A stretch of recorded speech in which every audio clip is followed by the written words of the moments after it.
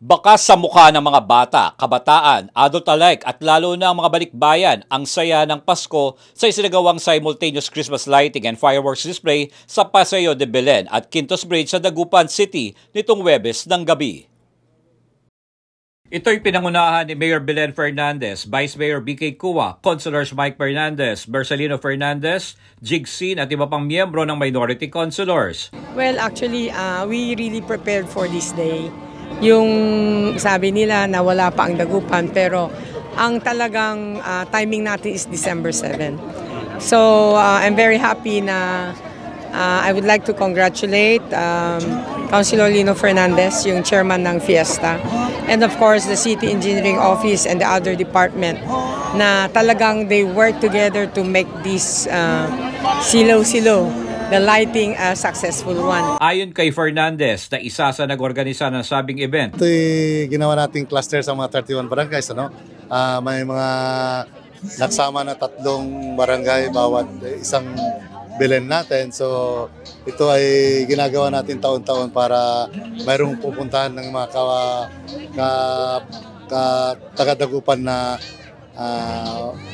gustong pumasyal dito sa Paseo de Belen. Bago lighting ceremony, nagpakita ng talento ang Dagupan City National High School Drum and Lyre, DCNH Dance Group at UDD Coro. May pa-contest din ang lunsod sa mga pinakamagandang mga lanterns at Belen kung saan ang mga balikbayan ang magiging judge.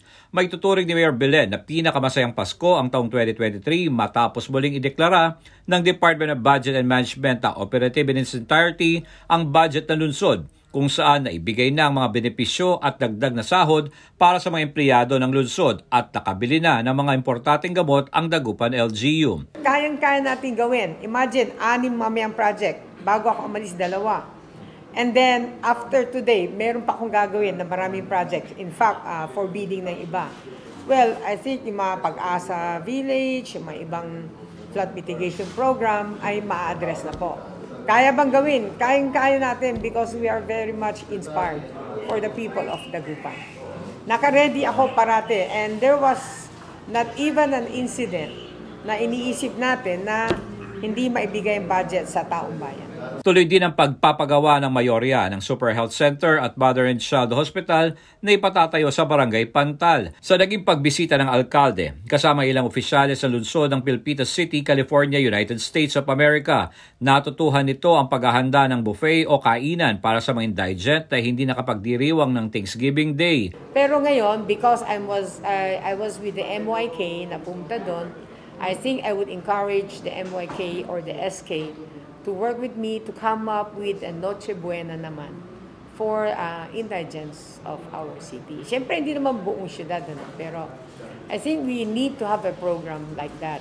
And then, yung mga services po na kailangan i-improve ng Dagupan City, alam ko marami na tayong services . Bukod pa dito, balak din ni Mayor Belen na magkaroon ng magandang library para sa mga batang Dagupenyo.